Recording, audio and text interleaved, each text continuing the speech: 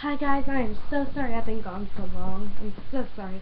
But I'm here to read chapter 5 of Blubber. So let's get into it.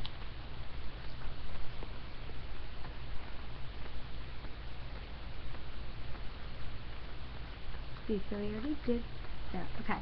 5. A person gets what she deserves. I won the prize for most original costume in my school, Kenny said. He was still in his witch's costume. He was still in his witch's suit, standing at the front door when I got home. I don't believe you. Kenny held up an envelope. See for yourself. He handed it to me. I opened the envelope and pulled out a piece of stiff red paper. It said, "One free meal at Opie's, awarded by the PTA of Long Meadow School for the most original Halloween costume." Under that, Kenny Brenner was printed in blue ink. "You see," Kenny said, "I told you I won. Opie's has rat tails in their food." "Just in the chicken," Kenny said. "The hamburgers are okay." "I wouldn't eat there if it was the last place on earth." "You don't have to," Kenny said. "At my school they at least gave away paperback books." "Did you get one?" "I already read them both," I told him. "But did you get one?" They gave it to Freddie Yarmouth just because he's in 6th grade." Kenny smiled and went tripping down the hall to his room. I kicked the front door shut and went to the kitchen. "I don't understand it," I told Miss Sandmere. "I wore that witch's suit 3 years in a row and I never won anything." Miss Sandmere offered me a plate of ginger snaps. "It was the cigar that did it," she said. "That and the yellow goggles. He was an unusual witch. Next year he'll probably be an unusual cleanser and win again." "Probably," Miss Sandmere said. I took 3 ginger snaps and went to my room. I opened my closet and took out my special suitcase. I keep my stamp collection in it. Grandma gave me the suitcase last year before she moved to her apartment. She kept it in her basement for 15 years, ever since Grandpa died. All that time she was just waiting to find someone who would really appreciate it. She told me because she knew I would take good care of it, and I do. I polish it with a special leather cream once a week. I turn the pages of my Master Global album, admiring all my stamps. The ones from Nagaland are my favorites. Tracy called at 5. "What time will you be ready to go trick-or-treating?"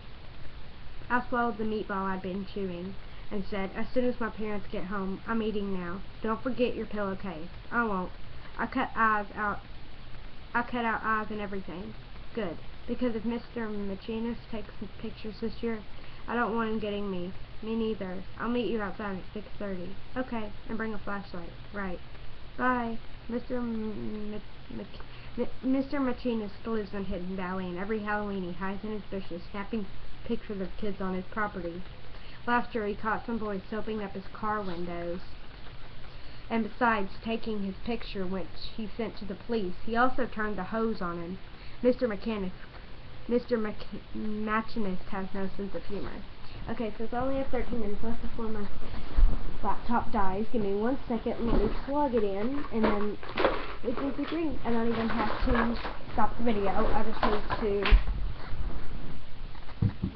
bam, and plug it in, and I just plug that in, so I need to plug, yeah. So now I need to plug in the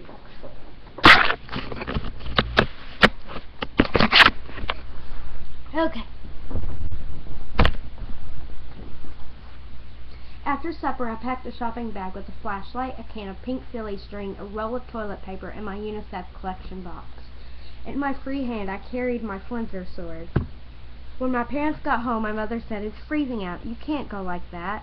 "But if I wear a jacket, no one will be able to see my flinzer suit." "Not only do you have to wear a jacket," Mom said, "but it has to be a heavy one, zipped up." "Oh, Mom, you do this to me every Halloween." "I'm sorry, Jill. It's the weather, not me. Halloween should be in August. Then you wouldn't have to wear anything." "Ha ha," I said, pulling my pillowcase over my head. I put my thunder hat on top of that.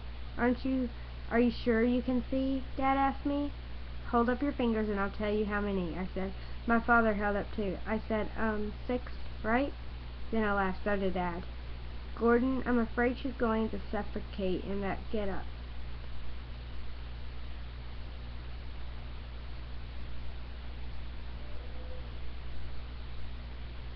My mother said. Can you breathe? Dad asked. Yes, I can see and I can breathe. And Tracy's waiting for me, so can I please go now? Have fun, my mother said. But remember, if you're not home by 8:30, I'm sending your father to find you. I'll be home, I promise. I walked to the front hall and grabbed my heavy jacket from the closet. Kenny was standing at the door waiting for trick-or-treaters. He never goes out on Halloween night. He said it's because he likes to answer the doorbell, handing out the candy and UNICEF money. But I know the truth. Kenny is chicken. He's scared of the dark. He really believes in witches and goblins and monsters. That's why he sleeps with this closet light on every night. I took 3 nickels from the bowl on the hall table. Hey, Kenny said, that's UNICEF money. I know it. I dropped the nickels into my collection box. Bye, chicken. Watch out for the wolf man. He just loves Halloween. I snorted and jumped away as Kenny tried to slug me. It wasn't a very dark night. There was no moon and there aren't any streetlights in our neighborhood. I think we should head straight for Hidden Valley, Tracy said. There aren't enough houses to bother with around here. Agreed. We took turns holding the flashlight. Miss Lou had made Tracy wear a heavy jacket, too. All you could see of her big bird suit was a bunch of yellow feathers hanging out. She had her pillowcase over her head, same as me, but she had taped a few feathers to the top, sort of like an Indian headdress. When we got to Hidden Valley, it was easier to see because most families there had lamp posts down by the road.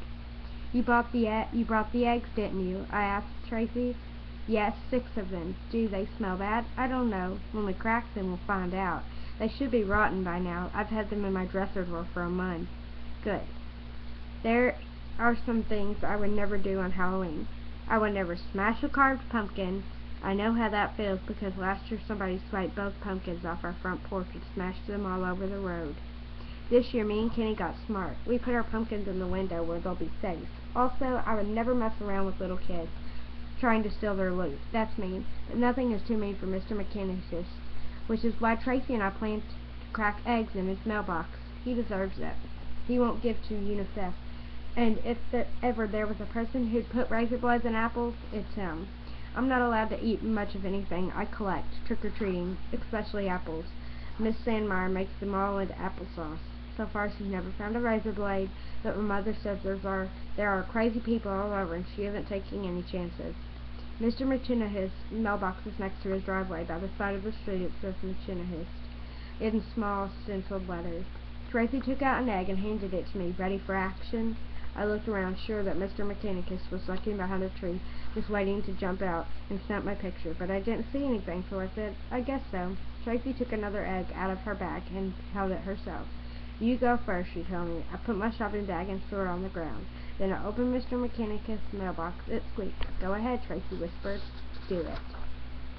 I expected a flash bulb to pop in my face as I grabbed the egg and dumped it inside. The yolk broke and dripped all over. Now you go, I told Tracy. Tracy cracked her egg and threw it inside the box, too. We looked at each other, then reached for 2 more eggs and did the same thing again. When we came to the last eggs, we didn't bother cracking them first. We just tossed them into the mailbox, shell and all. After that, we picked up our things and ran as fast as we could. When we were far enough away, we started to laugh. We did it. I said, we really did it. And they were rotten, Tracy said. Did you get a whiff? Yeah, they were just great. Won't he be surprised tomorrow when he reaches in for his mail and comes out with a handful of raw, rotten eggs? Oh, Mr. McChinnis, Tracy saying. You deserve it. After that, we went trick-or-treating. We stopped at every house in Hidden Valley. At Wendy's, we got 2 miniature Hershey bars and a handful of UNICEF pennies. At Caroline's, we each got a quarter for UNICEF and a napkin full of chicken corn. At Robbie Winters, his mother invited us inside while she wrote a $1 check for each of us to give to UNICEF. I never got a check before, Tracy said when we were outside again. Me neither, but I think it's neat. So do I. When we got to Linda Fisher's house, Tracy asked, do you want to ring her bell? No, let's do her trees instead. Good idea, Tracy said. I whipped out the roll of toilet paper, and me and Tracy wound it up all around the Fisher's trees. Then we ran up and down the front walk, squirting pink silly string on all the bushes. I was having the best time. I wished Halloween came more than once a year. I shook the can and aimed it at the hedge right next to the house. A person gets what she deserves, I sang. But when I pushed the button, nothing came out of the can. It's empty, I told Tracy. So's mine, she said. We raced down the driveway. Tracy had a piece of blue chalk with her, and she snapped it in half, and both of us laughed like crazy as we wrote Blubber lives here all over the street. Wendy and Caroline came along, then shining their flashes in our faces. Hey, I said, turn those things off. Who are you? Wendy asked. Who do you think? It's me, Jill. Prove it, Wendy said. I took off my hat and her case. Oh, it's really you.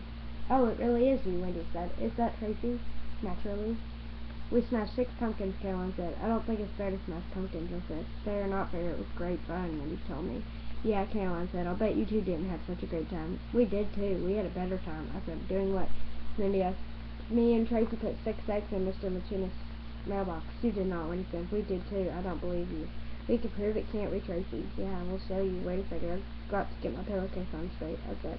As I was adjusting it, I looked up, and there was Linda in an upstairs window, watching everything. Hey, there's Blubber. What a chicken, Caroline said. Inside on Halloween night. Come on, Tracy said. Let's get out of here. We raced to Mr. Machinist's house, and when we got there, I pulled his mailbox out and locked. Tracy read it with a flashlight. Well, I said, there's the evidence. You really did it, Wendy sounded surprised. We told you, I said. Suddenly a man jumped out from behind the tree. Hold it right there, he called. Run, Wendy hollered, and she and Caroline took off in one direction, while me and Tracy ran in the other. Don't look back, Toby said, breathing hard. He's got a camera and a hose, I told her as the water hit me. When I got home, I sneaked into the back room and ran from my bedroom, where I changed into my robe. Then I scooped up a pile of wet clothes from the floor and carried it into the laundry room.